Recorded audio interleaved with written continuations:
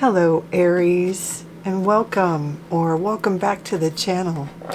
I'm Jen with Bohemian Path Tarot, and it's time, oh wow, it's time for September readings. I've got the Curious Travels Tarot deck here, and I've also got a rune deck and the Moonology Oracle deck. As always, these are general readings for a general Aries audience, so please take what resonates for you and just leave the rest for another Aries. I invite you to check out the videos for all of your major astrological placements.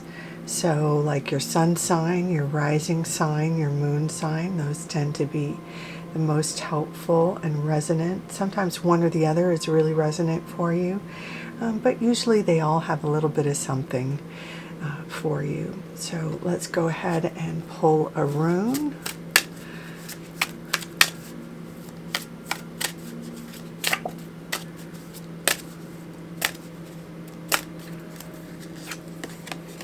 Arcana. Nice. And a Moonology Oracle card.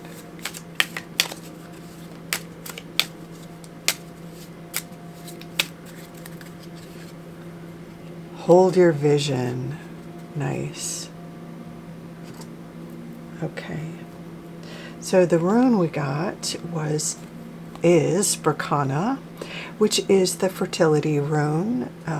It's all about birth, being fertile, giving that sense of bringing something of your own into the world, sort of like bringing a creative project into the world, launching something. This could be like launching a YouTube channel or a TikTok, or maybe an important project at work or a personal project.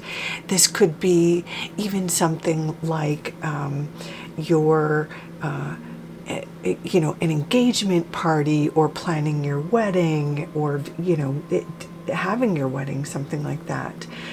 It's a positive force. It's a celebration of sorts. So take that as it resonates for you. There's something that you're birthing, or something that you're bringing out into the world, something positive in September for you. And the Moonology card here goes along with that. Hold your vision. So maybe there's the start of a new project here, and this card echoes, stay true to your vision, or stay true to your project. Whatever you're bringing out in the world, continue to nurture it, continue to give it sustenance, or a place to expand and grow. Stay true to your dreams. Take that as it resonates for you. But what's so amazing, and what really goes along with kind of this sense of fertility, or a new start, or sort of a new beginning, or a renewal, new growth, is the very first card we have here, which I am very jealous of. This is one of my personal favorite cards. It is the Six of Wands. It's a victory card. In the traditional Rider-Waite-Smith, this is typically a human character on like a horse, and they're above sort of other figures that are looking up. It's a victory march.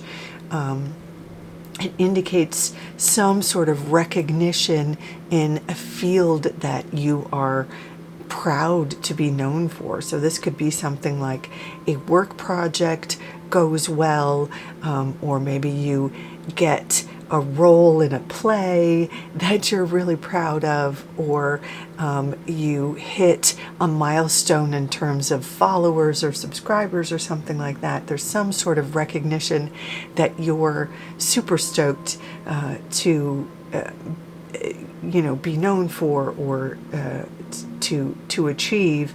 And this is paired with Judgment, which is another card of rebirth, renewal, freedom, liberation. It's hard to see in the artwork of this particular deck. It's unusually dark, and oftentimes the artwork has an angel calling the souls out of coffins, which sounds a little spooky actually, but it's Liberation Day or Judgment Day, where the souls get released from their place of confinement. And it speaks to that moment of freeing yourself from an old life and being released into a new life. So there's this sort of inherent advice with the Judgment card that you can let go of maybe expectations you had for yourself. You can forgive yourself if you hadn't reached milestones, or you can forgive yourself for maybe, in any ways you may have been critical of yourself up until now, or held yourself to impossible standards. The Judgment card calls on you to be truly, authentically, freely yourself. And with that comes this victory.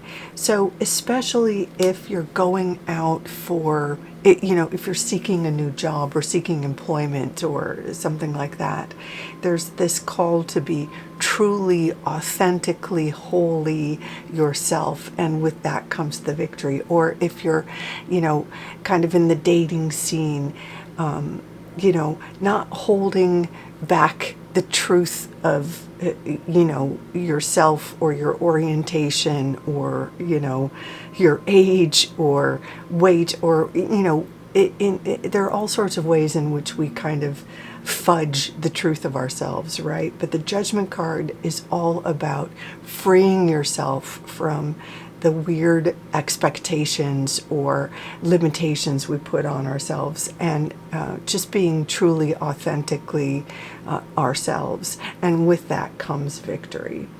So that's just what a great way to start the month. And because this is a major arcana card, right? It's not just something that happens in the first week. This is a new trend that you're carrying through September and into the fall, right? This new beginning, this promise of growth and expansion into a more authentic way of living your life. I'm just all kinds of jealous, Aries. But let's look at the next series of cards here. We've got the Seven of Swords and the Ace of Cups. Here's another new beginning or a renewal card, right? Aces are always about new beginnings, new growth, new opportunities, supported by the universe if you take chances, if you take risks, if you put yourself out there, if you participate in life, right? And this is in the area of your emotional life or your social life, building bonds. And again, it is about being authentically yourself. It's about sharing yourself with others. Now, especially for those who are maybe seeking new romantic relationships, this is a great, show of support that if you participate in life, if you get out there and flirt or get back on those dating apps or whatever, see, what do they call it, the matchmaker, or go in those speed dating things or whatever, participate in life, there is this support and new opportunities and this real chance to make connections, to practice your kind of new, authentic way of being in the world, way of sharing yourself. Now, this does happen to be paired with the Seven of Swords, and I know some tarot readers read this particular card as maybe a kind of a shady card, but what this card really is about is strategy. It's about the early bird gets the worm. It's about having a connection, having an in. It's about being aware of trends. So putting, the example about your dating life aside, let me use an example for, like, if you're looking for a job. This is the kind of thing where you might have a friend who is a hiring manager at a company you want to work for, and they let you know, hey, that one position you were interested in finally has an opening. Get your resume in, and I'll get you to I'll connect you with the manager of that department or something. It's kind of that kind of strategy. Or it's that, having really good social media and using your savvy with social media to DM a hiring manager without even going through like the traditional hiring process or something. It's using strategy and social media and good communication skills to kind of be the first in line, or to get yourself at the head of the line, sort of thing. There might be a way to do that with dating as well. I'm not quite so savvy, but if you can think of a way, that's what this particular card is all about. It's about strategy and maybe having a good line, not a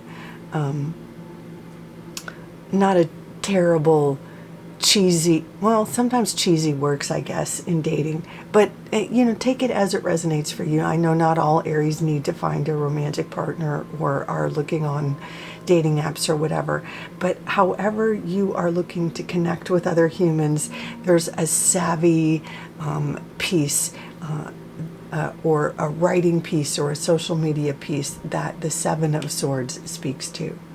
I do apologize for my voice. I got one of those annoying summer colds, so I know I sound a little bit silly right now, so I apologize. But moving on to the next column. Now here we have an interesting combo. The Six of Swords indicates a time when you get a bit of information that allows you to make a decision to move into a calmer situation.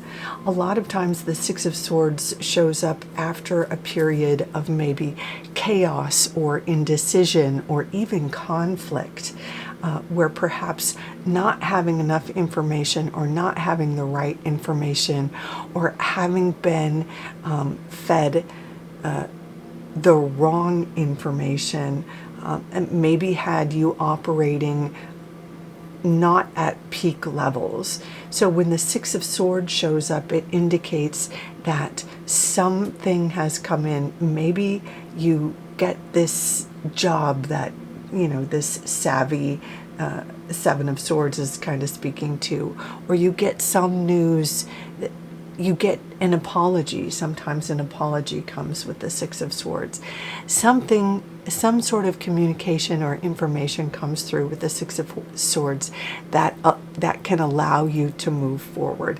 And it comes at just the right time, because it comes to cover the Eight of Swords. Now, the Eight of Swords, you can even tell from the artwork here, this is someone who has themselves a little trapped in this little dank dungeon of swords here. And the thing is, this does not have to be. Our central character in this card has got them pinned in, has got herself, or themself, I should say, penned in with some lies or misinformation, and this kind of speaks to